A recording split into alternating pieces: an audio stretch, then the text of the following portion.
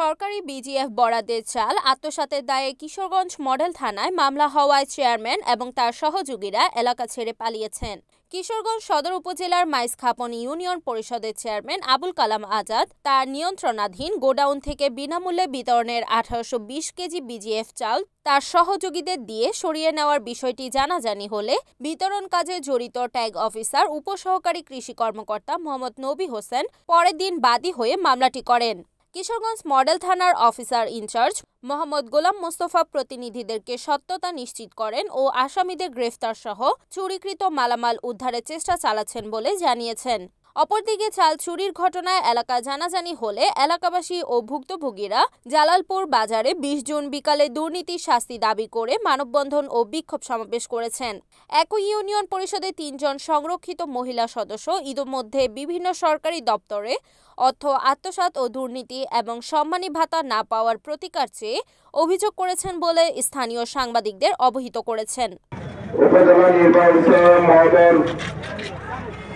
নজরে আসছে, উনি তাৎক্ষণিক ব্যবস্থা নিয়েছেন। এখানে মামলা হয়েছে, মামলার মধ্য দিয়ে আইনি বিচার হবে।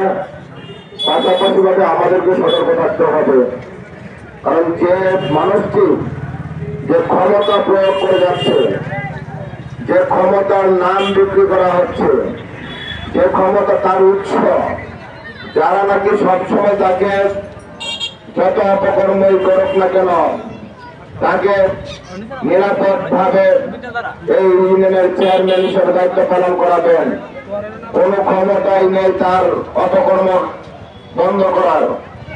আমরা সবসময় অন্যায়ের বিরুদ্ধে, আমরা অফিসারের বিরুদ্ধে, দুর্নীতির বিরুদ্ধে, লুটপাটের বিরুদ্ধে কথা বলে আসছি। আজকে আমরা এখানে কথা বলতে আসছি। কোন শক্তির ক্ষমতা নেই আমাদের এই প্রতিবাদ বন্ধ করার। আমরা সবসময় অন্যায়ের বিরুদ্ধে লড়াই করে যাব। Report Shah Sarwar, NAN TV, Kishoreganj.